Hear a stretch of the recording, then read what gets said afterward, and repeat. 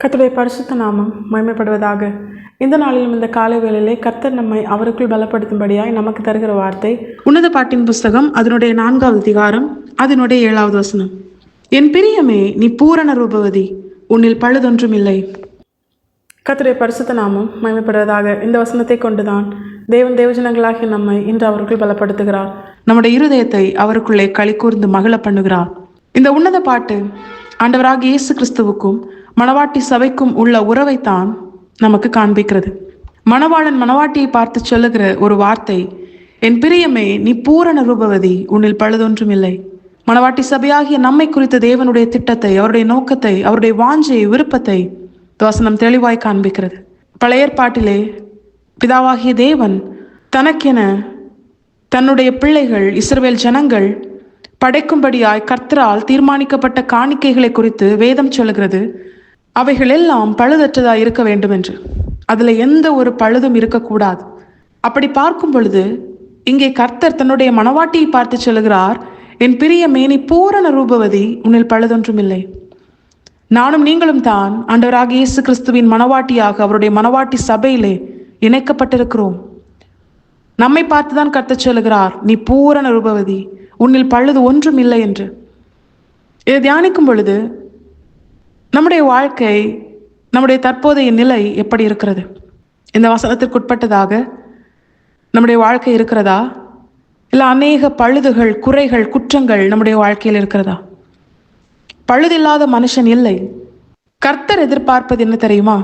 அவர் தெரிந்து கொள்ளும் பொழுது, என் பிரியமே, நீ பூரண ரூபவதி, உன்னில் பழுதொன்றும் இல்லை என்று நான் தெரிந்து கொண்டேன் என்று வேதத்திலே கர்த்தர் தன்னுடைய தெரிந்து கொள்ளுதலை குறித்து அவர் காண்பிக்கவில்லை. கர்த்தர் தெரிந்து கொள்ளும் பொழுது அந்த மனுஷன் எப்படிப்பட்ட ஒரு பழுதான நிலையில் இருந்தாலும் அவனை பழுதற்ற நிலையில், உன்னில் ஒரு பழுதும் இல்லை என்று கர்த்தரை அவனை குறித்து சாட்சி சொல்லுகிற நிலையில் அவனை நிச்சயமாய் நம்முடைய தேவன் மாற்றி விடுவார். இதுதான் நம்முடைய ஆண்டவருடைய ஸ்பெஷாலிட்டி. அதனால்தான் ஆண்டவர் சொல்றாரு, என்னுடைய வார்த்தையின்படியே நீங்கள் வாழும்படியாக இந்த வசனத்திற்குட்பட்டவர்களாய் உங்களை பார்த்து, என் பிரியமே, நீ பூரண ரூபவதி, உன்னில் பழுதொன்றும் இல்லை என்று நான் சாட்சி சொல்லும்படியாக என்னுடைய ஆவியானவரை உங்களுக்காக தந்திருக்கிறேன். ஏன்னா தேவஜனங்களாகிய நம்முடைய வாழ்க்கையில நாம் தெரிந்து கொள்ளப்பட்டோம், கர்த்தருடைய வார்த்தையினால் நடத்தப்படுகிறோம், ரட்சிக்கப்பட்டோம், ஞானஸ்நானம் பெற்றோம். அப்படி இருந்தாலும் நாம் நம்முடைய சுய பலத்தினால் பழுதற்ற நிலையில் மாற நம்மால் முடியாது. ஏன்னா நானும் நீங்களும் சாதாரண மனுஷங்க தான். எந்த ஒரு மனுஷனாலும் தன்னைத்தானே முழுமையான ஒரு பழுதற்ற நிலையில் மாற்றிக்கொள்ள அவனுடைய பலத்தால் கூடாது.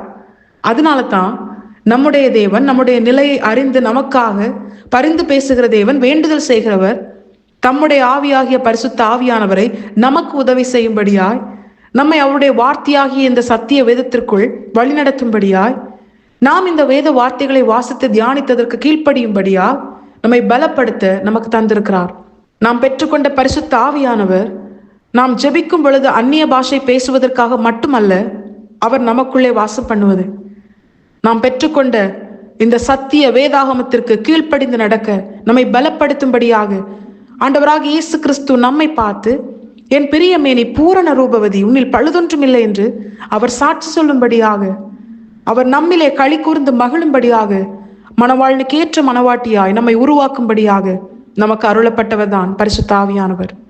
நிச்சயமாய் தேவன் நமக்கு தந்த பரிசுத்த ஆவியானவர் நமக்குள் இருந்து நம்மை பலப்படுத்தி நம்முடைய ஆவிக்குரிய வாழ்க்கையில, நம்முடைய பூமிக்குரிய வாழ்க்கையில, நம்முடைய ஊழிய வாழ்க்கையில, ஆவி ஆத்துமா சரீரத்துல யாதொரு குறையும் பழுதும் குற்றமும் இல்லாதபடிக்கு ஒவ்வொரு நாளும் நமக்கு தேவன் கொடுத்த இந்த சத்திய வேதாகமத்தின் வார்த்தைகளின்படியே, வசனங்களின்படியே நம்மை உருவாக்க, நம்மை வழிநடத்த, கர்த்தருக்கேற்ற மணவாட்டியாய் நம்மை பலப்படுத்த, நம்மை நிலைநிறுத்த அவர் போதுமானவராய் இருக்கிறார். அவர் உண்மை உள்ளவராய் இருக்கிறார். நிச்சயமாய் அவர் அவருடைய கிரியைகளை செய்து முடிப்பார். தேவஜனங்களாகி நாம் செய்ய வேண்டியது என்ன தெரியுமா? என்னுடைய ஆத்தும மணவாளன் ஆண்டவராகிய இயேசு கிறிஸ்து எந்த நேரத்தில் வேணாலும் வரலாம்.